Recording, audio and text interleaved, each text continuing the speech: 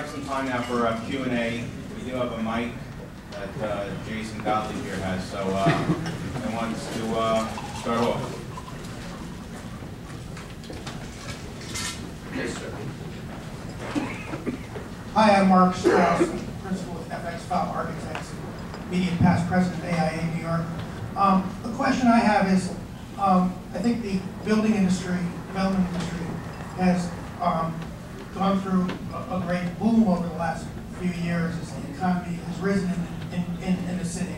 And we haven't experienced to any great degree the downturn that folks are experiencing across the nation.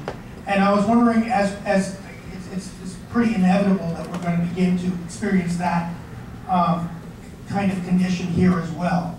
And I was just wondering if you were the mayor at this point, what kind of policies and plans would you put forward to make sure that the construction industry and the professionals involved on the development side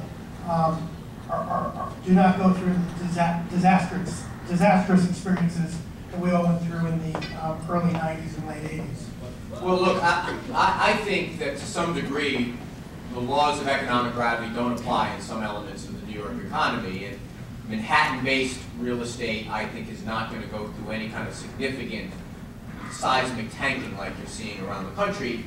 For a variety of reasons, it's still a valued commodity, the cheap dollar. You're still going to have people who are going to invest here. You still have, thankfully, almost more work than the big construction firms can do. In the boroughs, I think the situation is significantly different. You do have this stock of prospecting co-ops in places like Sheepshead Bay in the outer boroughs that are sitting there, and we are going to have to figure out how you get that sold and get it on the market. I think that we need to do a couple of things. You know, one, this subprime crisis is not something that's just going on in the rest of the world. It's a significant problem with large portions of New York City. You know, one of the mistakes that, FHA just came out with temporary higher limits on FHA insurance and loans, and they excluded anything more than one-family homes. That was an anti-New York decision that they made. We have a lot of two-family and six-family walk-ups that weren't included in that. And one of the things we're trying to do in Washington now is to make sure that those limits are raised as well.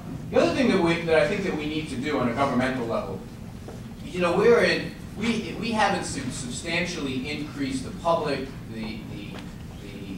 public bonding authority for programs that go on around the country that are the backbone of things like the 421A program, the backbone for all the 80/20 programs, the backbone for the large developments, things like Javits and the like.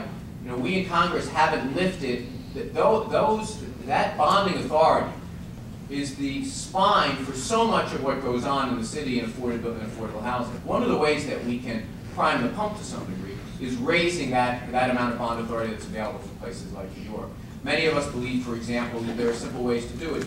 The bonding authority that is given per capita around the country, there are a lot of states that don't use all of their bonding authority. We can recirculate that to places like New York that need it. There are, I think it's about time that we can just overall lift the amount. This is the time, the federal government is in a position, both with the subprime situation, with the slowdown in housing, to really use its heft and its ability to deficit spend to help lift these industries up. And there's increasing talk in Washington, for example, to do something along the lines of what Senator Clinton and a couple of others have talked about having the federal government come in and create a bottom for some of this subprime paper, capture it, and basically we hold the note. Organizations like FHA or Section 8, we go in and say, rather than let this market continue to plummet, we go in and say, we're going to buy it for X amount of dollars, X amount on the dollar. I also think that we have to do some other things. I think that, much of what we've done to create affordable housing in the city, the easy things have been done. When Ed Koch became mayor, he had 140,000 of in-rem units that the city owned that he can then turn over to private developers to go out and create affordability.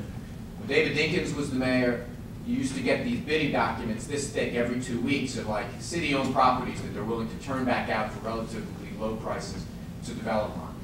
Now those easy things are done, we have to talk about some of the more complicated things. We have to go out and I think really do a full-scale census of where the brown and gray fields are in the city that are defying development for contamination reasons, and say, you know what, we in the city and state have to come up with a better brownfields law to make it easier for people to build on those properties. We have to look at city-owned properties and see if it's time to start to considering swapping air rights over those properties, like we've experimented with a couple of schools on the east side. There are things that we can do, but remember something. When it comes to housing, there's one thing that invades against a real tanking: the dramatic imbalance of supply and demand. There are a lot of people who need places to live chasing after a relatively small number of units, and I think ultimately it's going to protect us from a complete collapse.